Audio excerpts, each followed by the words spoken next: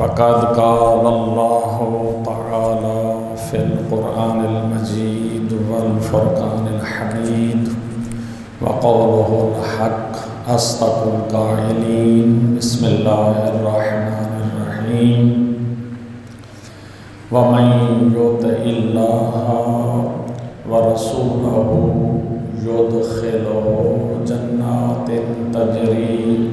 من تحتها الأنهار خالدين فيها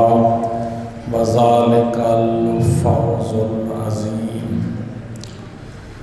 قال رسول الله صلى الله عليه وآله وسلم: أم أيمن أمي بعد أمي صلوات.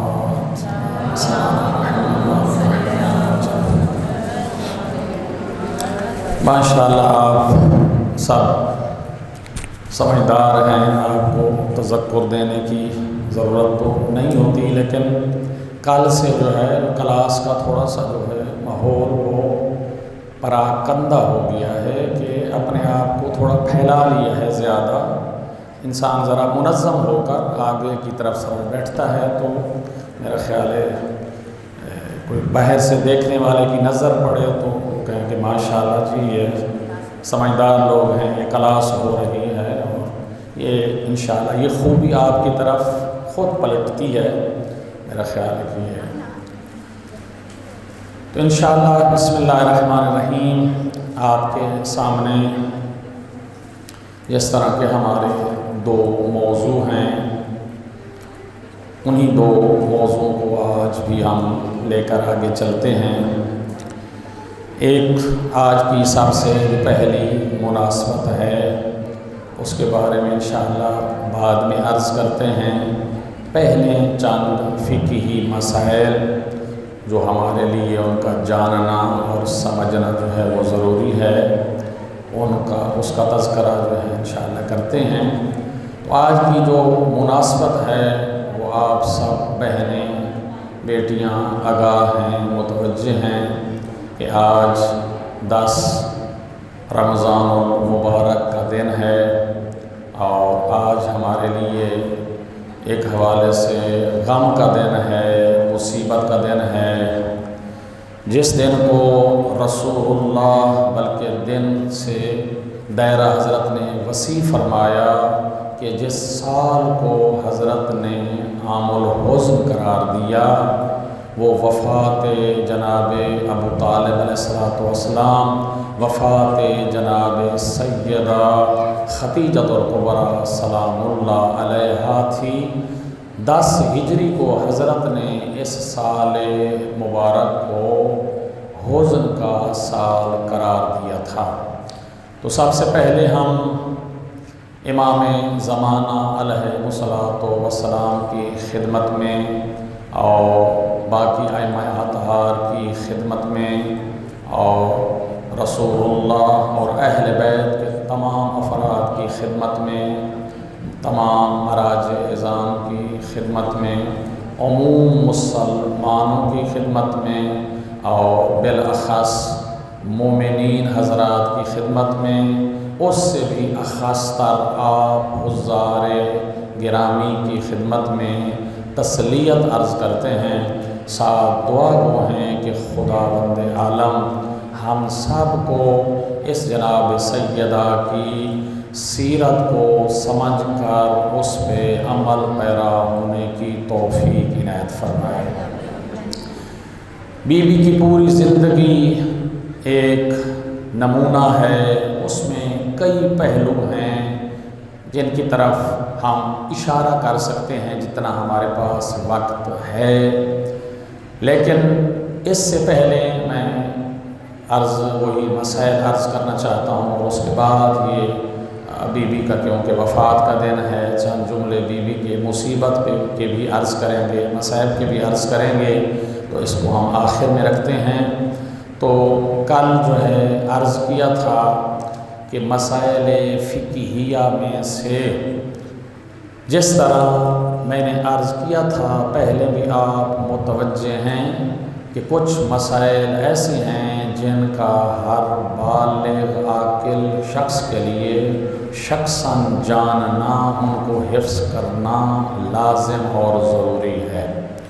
اگر وہ مسئلے ہمارے گھر والوں کو، باقیوں کو آتے ہیں، ہمیں وہ مسئلہ نہیں آتا، ہمیں علم نہیں ہے،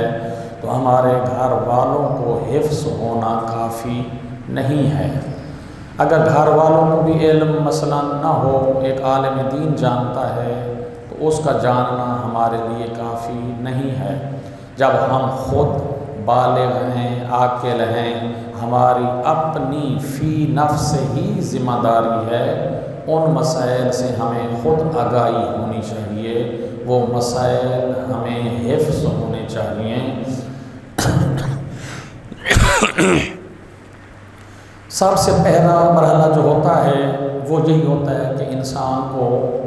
مسئلہ یاد ہوتا ہے تو انسان عمل کرتا ہے۔ جب تک مسئلہ انسان کو یاد بھی نہ ہو، حفظ بھی نہ ہو، تو انسان اس پہ عمل نہیں کر سکتا۔ تو اس لیے عرض کیا تھا کہ ہر عبادت کے لیے اور بنیادی مسئلہ جو ہے وہ ہے وضو کا صحیح ہونا۔ انسان کا وضو اگر صحیح ہوگا، باقی عبادات جو ہیں وہ درست ہوں گی۔ اگر وضو صحیح نہیں ہوگا، درست نہیں ہوگا، تو جو بھی ہم، کیونکہ جس کے لیے، جس عبادت کے لیے طہارت شرط ہے، باوضو ہونا شرط ہے، تو اس کے لیے اگر وضو درست نہ ہو تو وہ عبادت کو انجام دینا بھی جو ہے وہ باطل ہے، درست نہیں ہے۔ اس لیے کہ اس عبادت کی شرط یہ ہے کہ انسان باطہارت ہو۔ تو یہ پہلے جملہ شاید عرض کیا ہے، ابھی بھی کر دیتا ہوں۔ طہارت جو ہے وہ 3 قسم کی ہے۔ ایک طہارت غسل کے ساتھ حاصل ہوتی ہے، ایک طہارت وضو کے ساتھ حاصل ہوتی ہے، تیسری طہارت جو ہے تیمم کے ساتھ حاصل ہوتی ہے۔ ان تینوں کو یعنی طہارت کہا جاتا ہے کہ انسان جو ہے مطہر ہے، یعنی طہارت کی ہوئی ہے۔ طہارت کے بعد ہی ہم قرآن پاک کو ہاتھ لگا سکتے ہیں۔ جس طرح کل عرض کیا تھا کہ 6 چیزیں ایسی ہیں جن کے لیے وضو کرنا واجب اور لازم ہے۔ تو وضو کے واجبات بھی کل عرض کیے تھے۔ آگے کہا تھا کہ انسان نے اگر وضو کیا ہوا ہے، کون سے ایسے کام ہیں جو انسان سے سرزد ہو جائیں، انسان سے وہ کام جو ہیں ہو جائیں، تو وضو جو ہے وہ باطل ہو جاتا ہے۔ ہمیں علم ہونا چاہیے، لازم ہے کہ وہ کام ہم سے سرزد ہو جائے، ہمیں علم بھی نہ ہو کہ ہمارا وضو باقی ہے یا نہیں ہے۔ اگر وضو نہیں ہوگا، ہم قرآن پاک کے حروف کو چھوئیں گے،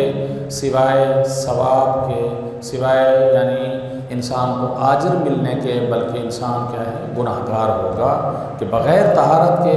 قرآن کے حروف کو ہاتھ لگانا، چھونا جو ہے وہ حرام ہے، تو انسان گناہگار ہو جائے گا۔ تو وہ 7 چیزیں ایسی ہیں، ایسے کام ہیں جو انسان کے باوضو ہو تو وہ وضو انسان کا جو ہے ٹوٹ جاتا ہے، باطل ہو جاتا ہے، ختم ہو جاتا ہے۔ اب یہاں انشاءاللہ ہم کنایے کے ساتھ ان مسائل کی طرف اشارہ کریں گے۔ کچھ علماء کرام ایسے ہیں کہ بہرحال وہ بعض اوقات صاف لفظوں میں بھی بیان کر دیتے ہیں، لیکن ہر کسی کی اپنی ایک طبیعت ہوتی ہے، تو میں اشارے کنایے سے ہی کچھ ایسے ہیں باتیں تو اس سے گزروں گا۔ آپ نے ان کو انشاءاللہ سمجھنے کی جو ہے وہ کوشش کرنی ہے۔ جہاں کوئی شک رہ جائے تو بعد میں بھی آپ اس کے بارے میں پوچھ سکتی ہیں۔ ویسے تو الحمدللہ آپ سب اس سے آگاہ ہیں کہ مل کر ہم کیا کر رہے ہیں، ایک تکرار کر رہے ہیں تاکہ ہمارے ذہن میں یہ مسئلے جو ہیں یہ راسخ ہو جائیں، بیٹھ جائیں، کیونکہ صبح و شام ان مسئلوں سے ہمارا جو ہے وہ پالا پڑتا ہے، واسطہ پڑتا ہے اور ہمیں ضرورت پڑتی ہے، تو اس لیے جو ہے ہونا چاہیے۔ تو سب سے پہلی چیز ہے انسان باوضو ہو تو چھوٹا واش روم انسان کو احتیاج ہو جائے تو وضو انسان کا جو ہے وہ ٹوٹ جاتا ہے۔ بڑے واش روم کی ضرورت پڑ جائے تو انسان کا جو ہے وضو ٹوٹ جاتا ہے۔ یہ دو چیزیں ہو گئیں کہ جو انسان کے ساتھ جو ہے یہ مربوط ہیں۔ تیسری چیز، انسان کی جو ہے پیٹ سے جو ہوا خارج ہوتی ہے اس سے بھی وضو جو ہے وہ ٹوٹ جاتا ہے۔ دیکھو ہوا تو انسان دیکھو سانس بھی لے رہا ہے، ناک سے بھی ہم سانس لے بھی رہے ہیں، ہوا خارج بھی کر رہے ہیں، لے بھی رہے ہیں، تو وہ مخصوص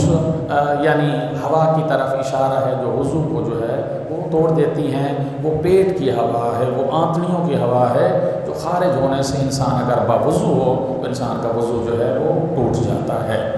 یہ تین چیزیں ہو گئیں۔ چوتھی چیز،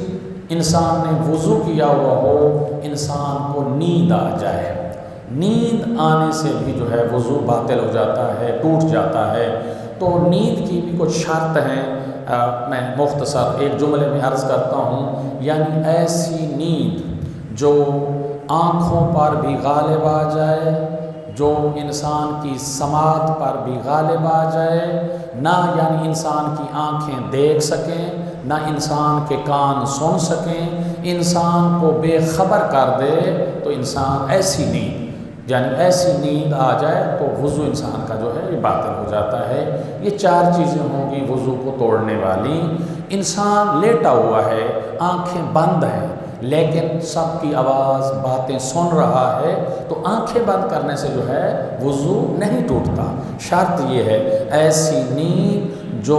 انسان کے آنکھوں پر اور انسان کی قوت سماعت پر وہ نیند غالب آ جائے، انسان بے خبر ہو جائے، اگرچہ ایک لمحے کے لیے بھی ہے تو وضو جو ہے وہ ٹوٹ جاتا ہے۔ اب میں مثال دینے لگا ہوں تو میری طرف توجہ کریں گے۔ انسان لکھ رہا ہے، تلاوت کر رہا ہے، انسان کو یوں جھٹکا بھی لگ جاتا ہے جس کو ہم اونگ کہتے ہیں یا جو بھی اس کو نام ہے، تو ایسا بھی ہو جائے تو ایک لمحے کے لیے بالآخر انسان جو ہے وہ اس کا وہ بیداری والا سلسلہ جو ہے وہ ٹوٹ گیا ہے۔ جب ایسا بھی ہو جائے تو پھر بھی مراجع اعظام فرماتے ہیں احتیاطاً جائے انسان اور وضو کرے۔ اگر قرآن کی تلاوت کر رہا ہے تو پھر قرآن کے حروف کو ہاتھ نہ لگائے، ایسے تلاوت کر سکتا ہے، لیکن جا کر تجدید وضو کرے اور آ کر آگے جو ہے وہ قرآن پڑھے۔ چوتھی چیز، یعنی ایسی نیند جو آنکھوں پر اور کانوں پر غالب آ جائے، نہ کان جو ہیں وہ سن سکے نہ آنکھیں دیکھ سکیں، تو اس سے بھی انسان کا وضو جو ہے وہ باطل ہو جاتا ہے۔ پانچویں چیز، انسان بے ہوش ہو جائے۔ بے ہوش کا دائرہ بھی وسیع ہے۔ وہ انسان کسی بیماری سے بے ہوش ہو جائے،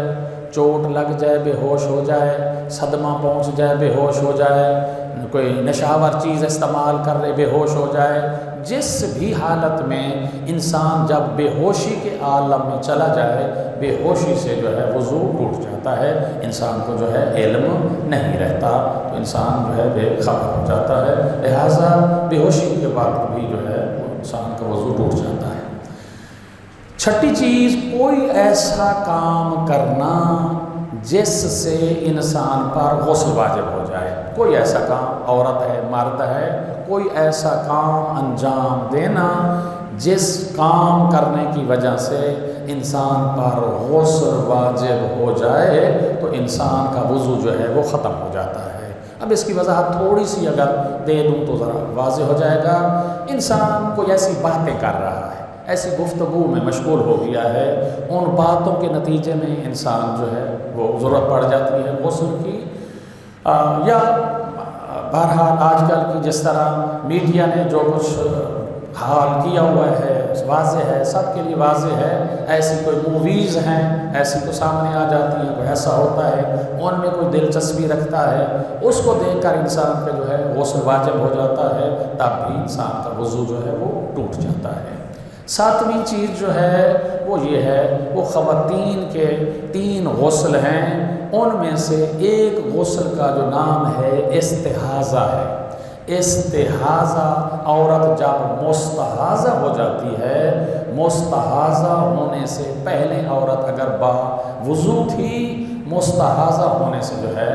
عورت کا وضو یعنی ٹوٹ جاتا ہے۔ یہ فقط عورت کے ساتھ مخصوص ہے، مرد کے ساتھ جو ہے یہ نہیں ہے۔ یہ 7 کاموں سے، یہ 7 چیزوں سے باوضو انسان کا وضو جو ہے وہ ختم ہو جاتا ہے۔ اب ہم ان 7 چیزوں کو ذہن میں بٹھا لیں، حفظ کر لیں، اس کے بعد جو بھی ہمارے سامنے سوال آتے ہیں ہم ان کا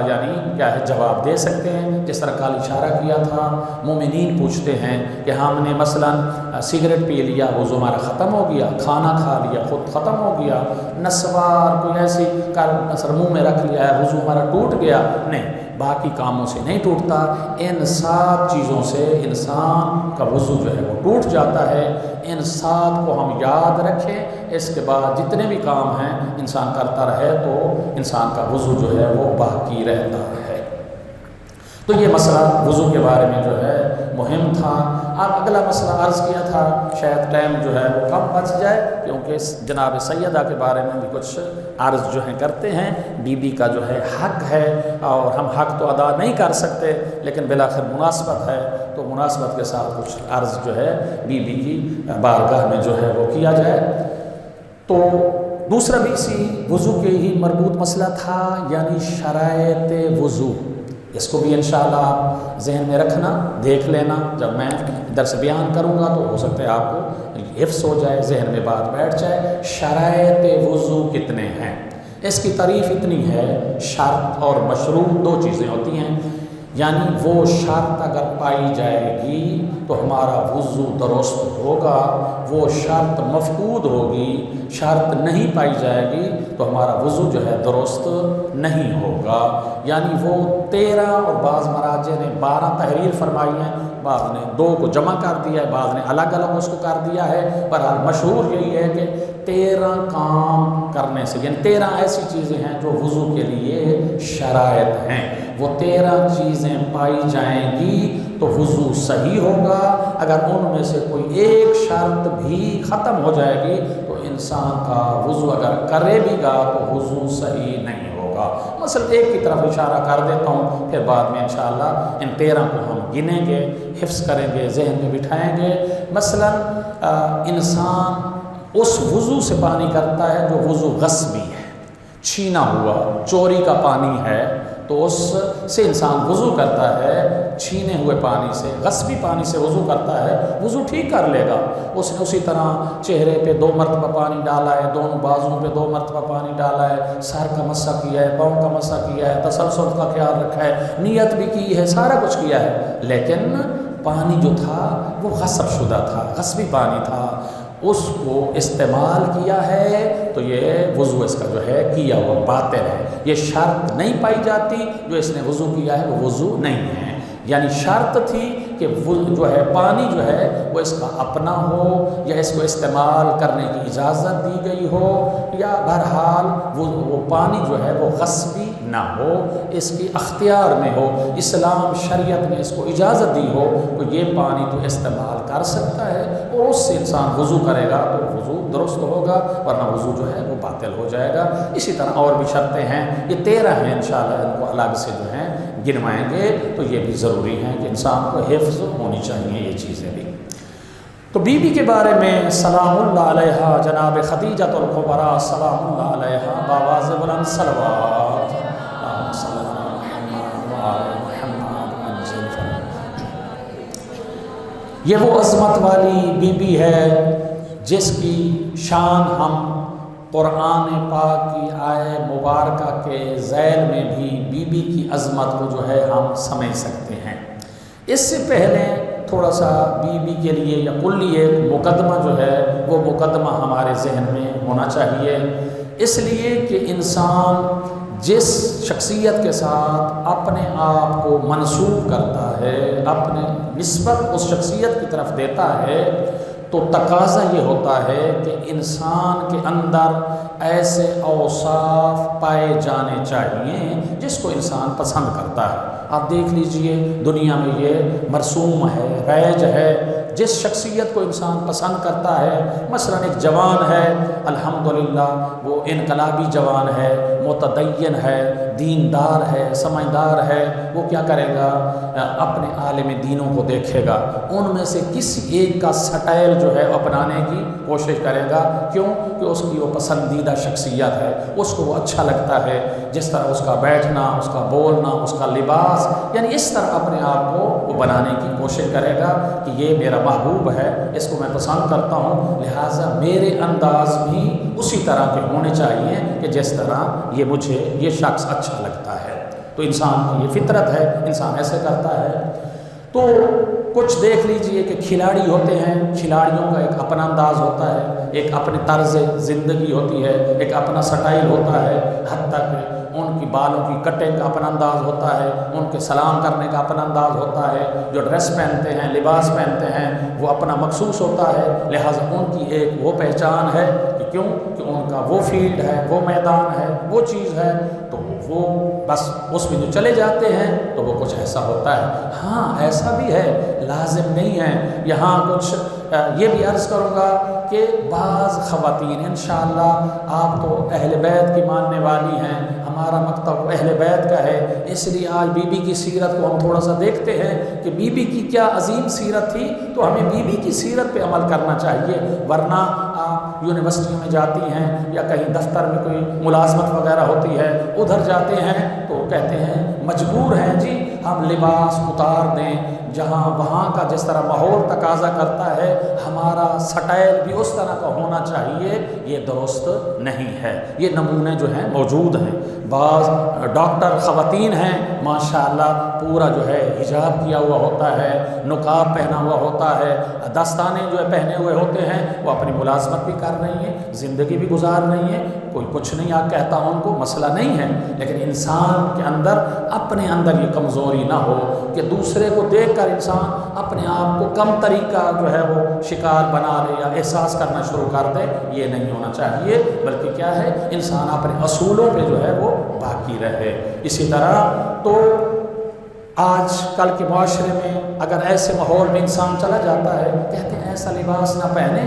ऐसा अंदाज ना अपनाए, तो आगे वाले लोग कहेंगे ये अनपढ़ है, इसको पता नहीं है, ये फॉरवर्ड इंसान नहीं है, ये तरक्की याफ्ता इंसान नहीं है, ये उस ज़माने से पीछे रह गया है। इन चीज़ों की परवाह नहीं करनी। जो कुछ हमसे दीन चाहता है, जो कुछ इस्लाम चाहता है, जो कुछ हमारा मज़हब चाहता है, जिस तरह हमारे पेशवा हमसे चाहते हैं, हमें उस तरह होना चाहिए। हमने उन लोगों को नहीं देखना। वरना शहीद मुतहरी रहमतुल्लाह अलैह ने बेहतरीन एक मिसाल दी है यही हिजाब के बारे में। ये लोगों का इसी इतराज़ का जवाब उन्होंने दिया कि लोगों ने कहा कि हमें बग़ैर दुपट्टे के रहना चाहिए, बग़ैर इस तरह मसलन छोटे लिबास में रहना चाहिए, इसमें जो है लोग पढ़ा लिखा उसको समझते हैं, उसकी इज़्ज़त करते हैं। तो उन्होंने मिसाल बहुत अच्छी दी, हमें भी वो समझ में आ जानी चाहिए। आगा फरमाते हैं अगर इंसान छोटा लिबास पहनने से,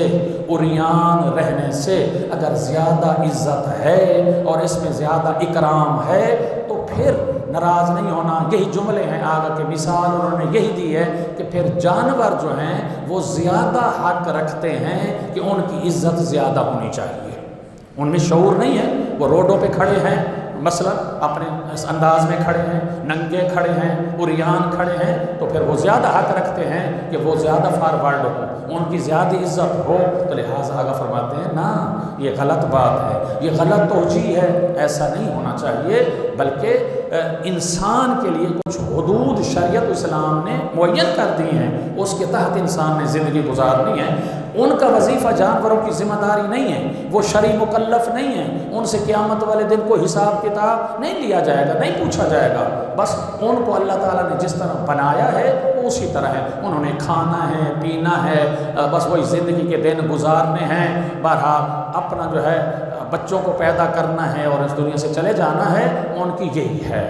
लेकिन इंसान के लिए जो है ये अशरफुल मखलूक है, इसकी अज़मत है, इसकी शान है, ये मुकल्लफ है, इसके लिए हुदूद व क़यूद हैं। तो बस यही हमारी भी अर्ज़ ही करना चाहता था ये मुक़द्दिमतन बात कि हम जिस बीबी की सीरत को, आज बीबी की वफ़ात है, हम भी अपनी जो है ना ज़िंदगी का स्टाइल इस बीबी के साथ जो है वो मिलता जुलता रखना चाहिए कि बीबी ने किस तरह वक्त गुजारा, बीबी ने किस तरह अज़मत वाली ज़िंदगी गुजारी। बीबी का एक लक़ब है मलिकातुल अरब, मलिकातुल अरब, यानी अभी टाइम नहीं है कि बीबी के जो माल की तौसीफ़ किताबों में आई है और लिखा गया है کہ بی بی کی دولت و سکے جو تھے، اس طرح کے درہم اور دینار، جو اس وقت کا رائج جو سکہ تھا، وہ اتنے ڈھیر لگ جاتے تھے۔ ایک جملہ ہے کہ 80,000 اونٹوں کا وزن تھا۔ اب ایک اونٹ کے وزن اٹھانے کا اندازہ لگا لیں کہ ایک اونٹ کتنا وزن اٹھاتا ہے۔ 80,000 اونٹ جو ہیں، بی بی کا مال و متاع جو تجارت میں رہتا تھا وہ اتنا تھا۔ دوسری ایک مثال دی، جب ان سکوں کو اگر ان بوریوں سے، ان چیزوں سے خالی کر کے اگر زمین پہ ڈال دیا جاتا تھا، وہ اتنا ڈھیر لگ جاتا تھا کہ اس کے سائے کے نیچے جانور یعنی اونٹ جو ہے وہ بیٹھ سکتا تھا، یعنی اتنا ڈھیر لگ جاتا تھا ان سکوں سے۔ اتنی یعنی بی بی کے پاس جو ہے وہ دولت تھی، لیکن بی بی جو ہے وہ اپنی حیا کی ملکہ نے کس طرح وقت گزارا۔ آخر میں ایک جملہ عرض کروں گا کہ جناب زہرا سلام اللہ علیہا کے ذریعے سے رسول اللہ سے تقاضا فرمایا کہ اپنے بابا کو کہو مجھے اس ردا دے دینا جس پہ اب جب تشریف فرما تھے تو وہی پہلی نازل ہوئی تھی، تو آپ وہ ردا پہن کر، عبا پہن کر بیٹھے تھے، مجھے وہ دے دینا۔ تو بی بی کے پاس اتنا مال ہونے کے باوجود بی بی نے کس طرح زندگی گزاری، اس کی طرف قرآن پاک کی میں نے آیہ مبارکہ تلاوت کی ہے۔ یہ آیہ مبارکہ کا ایڈریس جو ہے آپ جو ہے نوٹ فرما رہے ہیں، سورہ نساء آیت نمبر 13۔ سورہ نساء آیت نمبر 13 میں خداوند عالم جو ہے وہ فرما رہا ہے، وَمَن يُطِعِ اللَّهَ وَرَسُولَهُ يُدْخِلْهُ جَنَّاتٍ تَجْرِی مِن تَحْتِہَا الْأَنْہَارُ۔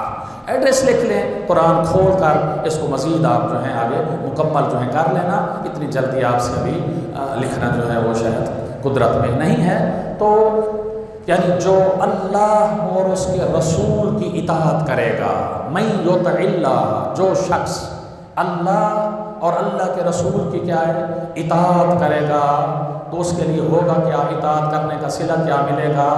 ہم اس شخص کو جنت میں داخل کریں گے۔ جو اللہ اور رسول کی اطاعت کرے گا اس شخص کو کیا کریں گے، اللہ فرما رہا ہے جنت میں داخل کریں گے۔ اب اس جنت کی خصوصیات کیا ہوں گی، وہ یہ ہوں گی جنات تجری من تحتہا الانہار۔ جب وہ جنت میں وہ داخل کر دیا جائے گا، جنت کے نیچے جو ہیں وہ نہریں بہہ رہی ہوں گی، نہریں جو ہیں جاری اور ساری ہوں گی۔ اس جنت کی جو ہے خصوصیات یہ ہوں گی، وہ شخص جس نے کیا کیا تھا، من یطع اللہ ورسولہ، جس نے اطاعت کی تھی اللہ کی اور اللہ کے رسول کی، تو وہ جنت میں جائے گا۔ پھر کیا، کتنا رہے گا، کیسے ہوگا؟ ہاں فرماتے ہیں کہ اس میں وہ ہمیشہ ہمیشہ رہے گا، اس میں ہمیشہ ہمیشہ رہے گا۔ وذالک الفوز العظیم، بس اس میں وہ ہمیشہ ہمیشہ رہے گا۔ تو آخر میں رزلٹ کیا نکلا،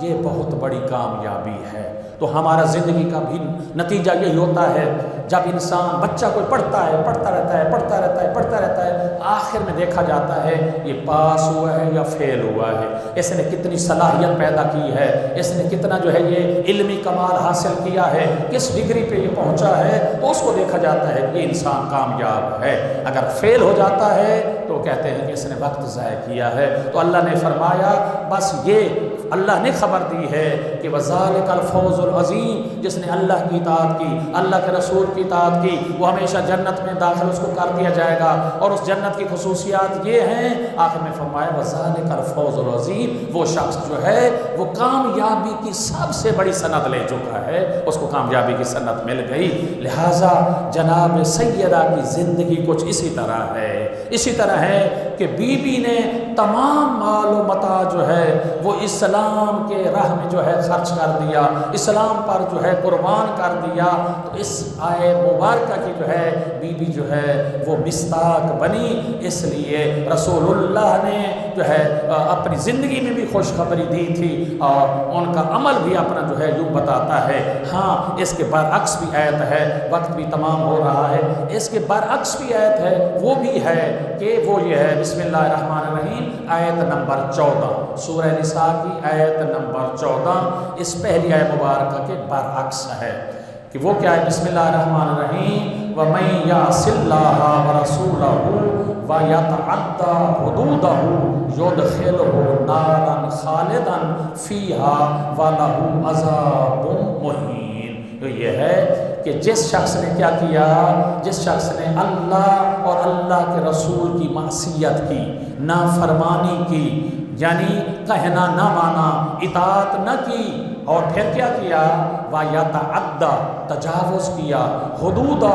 جو اللہ نے حدود مقرر کی تھی، حد مقرر کی تھی، اس حد سے باہر نہیں جانا، آپ نے اس طرح لباس پہننا ہے، اتنا بولنا ہے، غیبت نہیں کرنی، یہ ساری حدودیں ہیں جو ہمارے لیے معین کر دی گئی ہیں، جس کو آج ہم حلال اور حرام کے نام سے یاد کرتے ہیں، یہ اللہ کی حدیں ہیں۔ تو فرمایا وَيَتَعَدَّى حُدُودَهُ، جس نے اللہ کی حدودوں کا خیال نہ رکھا، اللہ کے احکام کا خیال نہ رکھا، تو نتیجہ کیا نکلے گا، یُدْخِلْهُ نارا، اس کو جہنم میں، خالداً، ایسی جہنم جس میں ہمیشہ ہمیشہ رہے گا، اس جہنم میں جو ہے اس کو ڈال دیا جائے گا۔ پھر اس جہنم کی خصوصیت کیا ہے، جس طرح جنت کی خصوصیت تھی وَذَلِكَ الْفَوْزُ الْعَظِيمُ، اس جہنم کی خصوصیت کیا ہے، جہنم کی خصوصیت یہ ہے وَلَهُ عَذَابٌ مُّهِينٌ، اس جہنم میں بڑا دردناک عذاب ہوگا،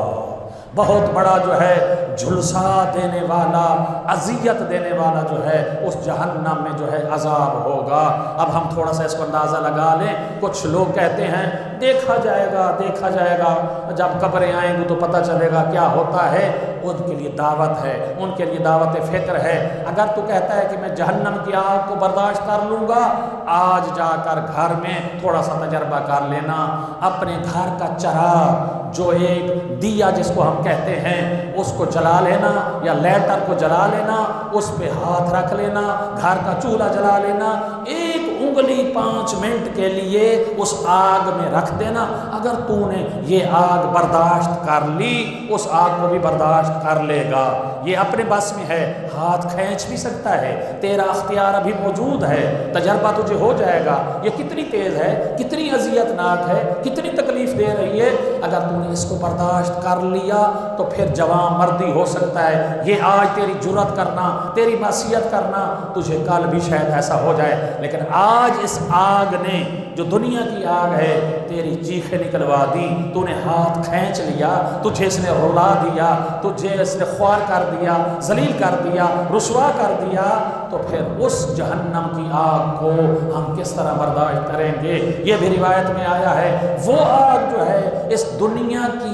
آگ سے 60 درجہ زیادہ حرارت والی ہوگی، بعض روایت میں 70 درجے جو ہے وہ زیادہ اس سے تیز ہوگی، حرارت والی ہوگی۔ تو اس آگ، جب ہم پہلے درجے والی آگ کو برداشت نہیں کر سکتے تو 70 درجے والی تپش والی اور اس نار کو ہم جو ہے وہ کس طرح برداشت کریں گے؟ بہرحال یہ بھی ہمارا کردار ہونا چاہیے۔ جناب خدیجۃ الکبریٰ کی وفات جو ہے، تمام مورخین کا وہ اتفاق ہے، بی بی کی جو وفات ہے وہ 10 ہجری کو ہے، بی بی کی وفات 10 ہجری کو ہوئی، رسول اللہ کی شہادت جو ہے وہ 11 ہجری کو ہے، اور بی بی کی جو ہے 10 ہجری کو ہے، ایک ہی سال ہے۔ تو عام مورخین نے لکھا اتفاق سے کہ جناب ابو طالب علیہ السلام، جناب خدیجۃ الکبریٰ سلام اللہ علیہا کی جو ہے وہ ایک ہی تاریخ، ایک ہی سال میں جو ہے وہ وفات ہے۔ یہ تھوڑا سا اختلاف ہو گیا ہے،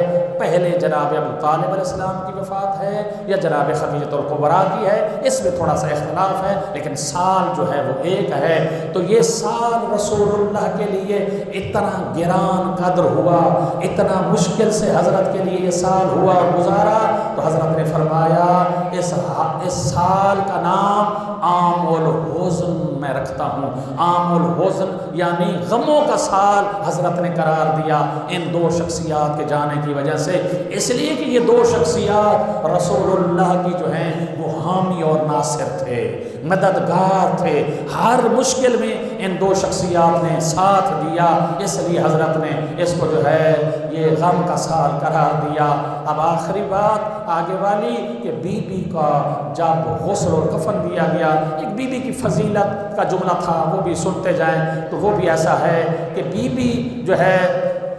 سلام اللہ علیہ، جناب ام ایمن نے اور جناب ام الفضل نے جو ہے یہ بی بی خدیجۃ الکبریٰ کو ان دو شخصیات نے غسل دیا تھا، یہ غسل دیا تھا۔ ان دونوں بیویوں کی بہت بڑی عظمت ہے، بہت بڑی شان ہے، جس کے لیے میں نے رسول اللہ کی حدیث پڑھی ہے۔ جناب بی بی ام ایمن کے لیے رسول اللہ نے فرمایا ام ایمن امی بعد امی، تو رسول اللہ نے فرمایا ام ایمن جو ہے میری ماں کے بعد میری ماں تھی، یعنی رسول اللہ نے بی بی ام ایمن کو اپنی ماں کا درجہ دیا کہ میری ماں کے بعد یہ جناب ام ایمن جو ہیں یہ میری ماں تھی۔ یہ عظمت والی بی بی جناب زہرا سلام اللہ علیہا کی شہادت کے بعد اس بی بی نے مدینے میں رہنا جو ہے چھوڑ دیا، مدینے سے ہجرت کرتے بی بی مکہ کی طرف آ رہی تھی۔ راستے میں جناب ام ایمن جو پانی لے کر آئی تھی وہ پانی جو ہے وہ ختم ہو گیا، پانی ختم ہو گیا۔ بی بی ایمن کو پیاس کی شدت نے غلبت کیا، بی بی نے آسمان کی طرف دیکھا، آسمان کی طرف دیکھ کر بی بی نے ایک تاریخی جملہ جو ہے وہ عرض کیا اپنے مالک کی بارگاہ میں، خدا کی بارگاہ میں، آسمان کی طرف دیکھ کر فرمایا یا رب انا خادمۃ فاطمہ، آئے میرے اللہ میں جناب فاطمہ سلام اللہ علیہا بنت رسول کی خادمہ ہوں، میں ان کی نکرانی ہوں۔ پھر فرمایا اتقتلنی عطشانن، اگر میں پیاسی یہاں جنگل میں مر گئی تو ساری زندگی لوگ طعنہ دیں گے کہ بی بی کی خادمہ تھی اور سفر کے دوران جو ہے پیاس کی حالت سے بی بی کی وفات ہو گئی۔ بس یہ بی بی کا دعا مانگنا تھا، تو کیا ہوا؟ یہ ہوا اللہ تعالیٰ نے فَأَنزَلَ اللَّهُ عَلَيْهَا دَلْوًا مِنَ السَّمَاءِ، اللہ تعالیٰ نے ایک پانی کا ڈول جو ہے وہ آسمان سے جو ہے اتار دیا، اور اترنے کے بعد بی بی نے فشاربت، بس اس پانی کو پیا۔ بس اس پانی پینے کے بعد یہ تاریخ نے لکھا فلما تہجت الی الطعام والشراب 7 سنین، بی بی کو پھر جو ہے 7 سال نہ کھانے کی احتیاج ضرورت ہوئی، نہ 7 سال بی بی کو جو ہے وہ پانی پینے کی پیاس لگی۔ بس وہ اللہ نے جو دلو اور وہ پانی آسمان سے اتارا تھا، بی بی نے جب نوش فرما لیا، بی بی نے جب وہ پی لیا، تو پھر بی بی کو 7 سال جو ہے نہ کھانے کی ضرورت پڑی نہ پانی کی ضرورت پڑی۔ یہ ہے بی بی کی عظمت۔ بس یہی کہنا چاہتا ہوں جناب سیدہ خدیجۃ الکبریٰ کی عظمت کو جو ہے وہ گھٹایا گیا، پوشیدہ رکھا گیا، بی بی کی عظمت کو بیان نہیں کیا گیا، اس لیے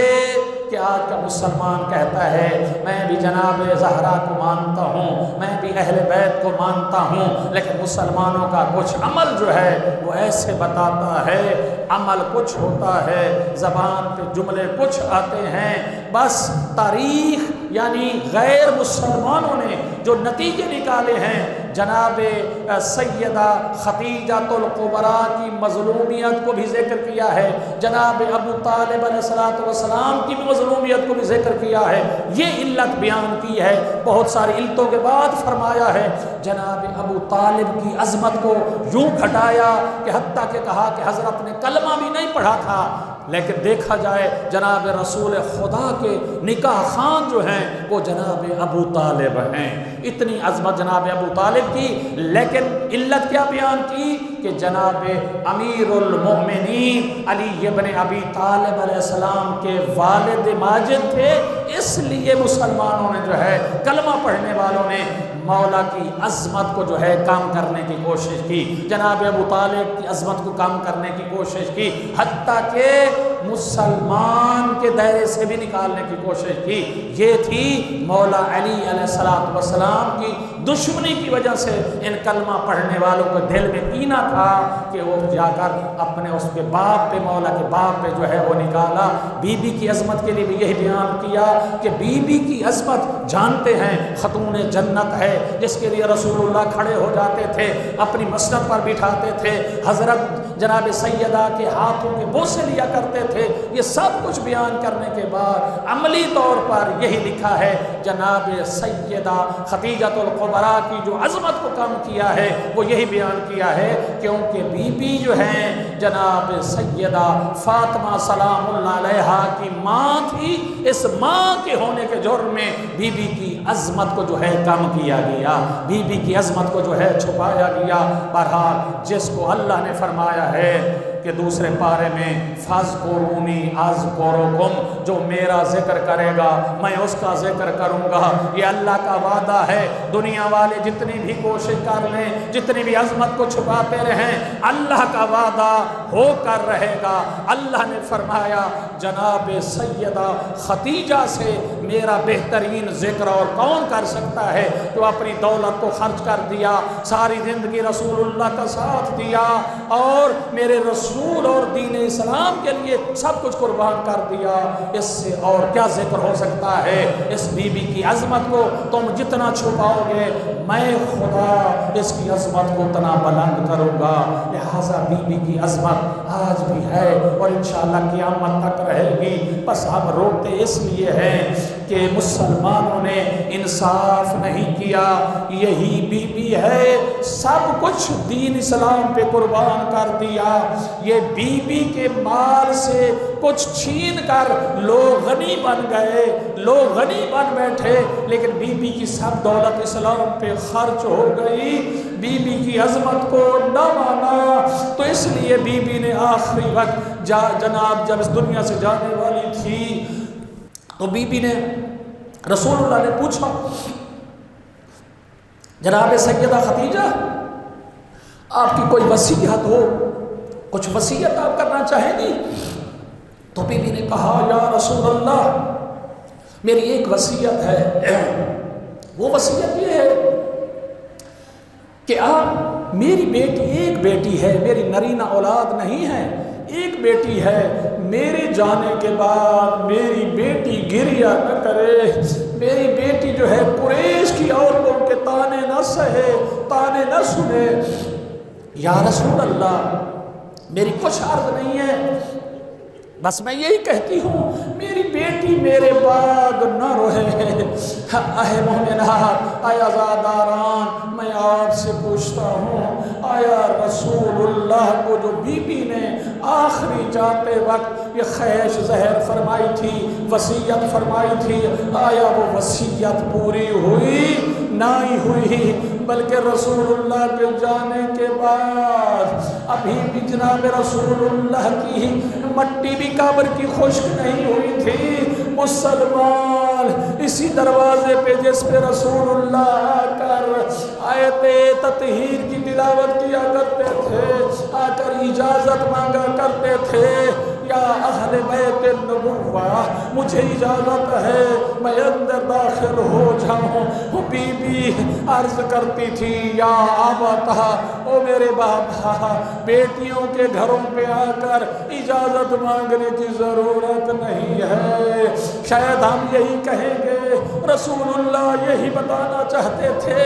او مسلمانوں، کلمہ پڑھنے والوں، بی بی کی عظمت کی، گھر کی عظمت کو دیکھ لو، یہ بی بی کی عظمت ہے۔ میں رسول اللہ ہوں، جب اس دروازے پہ آ کر رک جاتا ہوں، تم بھی اس دروازے کا خیال رکھنا، اس دروازے کو آگ نہ لگانا، اس دروازے پہ آ پر اونچا نہ بولنا۔ پر مسلمانوں نے ایسا نہ کیا، بھول گئے جس سیدہ نے سب کچھ قربان کیا اسلام پہ، آخری وقت بڑے دھیمے لہجے میں جناب سیدہ فاطمہ کو بلا کر کہا میری بیٹی 5 سال کا سامنے مبارک تھا، جناب سیدہ کا بلا کر کہا میری بیٹی مجھے تیرے بابا رسول اللہ سے شرم آتی ہے، میں نے آج تک کچھ نہیں مانگا، میں نے سب کچھ اپنا قربان کیا ہے، میں مانگا کچھ نہیں ہے، بس آج یہی سوال کرتی ہوں اپنے بابا کو کہو میری ماں کہہ رہی ہے آئے میرے بابا، میری ماں کہہ رہی ہے مجھے اپنی ابائے مبارک کا کفن دے دینا، یہ نصیب ہو جائے۔ بس میرے مولا نے آخری وقت میں جو ہے جناب سیدہ خدیجہ سلام اللہ علیہا کو اپنی ابائے مبارک میں کا کفن بھی دیا۔ اتنے میں جبرائیل بھی نازل ہوا، کہا یا رسول اللہ، آپ نے اپنی ابا کا جو ہے وہ کفن دیا ہے، میری طرف سے آپ کو درود و سلام کے بعد یہ میری طرف سے کفن ہے، جناب خدیجہ کے لیے ہدیہ ہے، اللہ کا بھی کفن دیا ہوا، رسول اللہ کی کفن دیا ہوا۔ جناب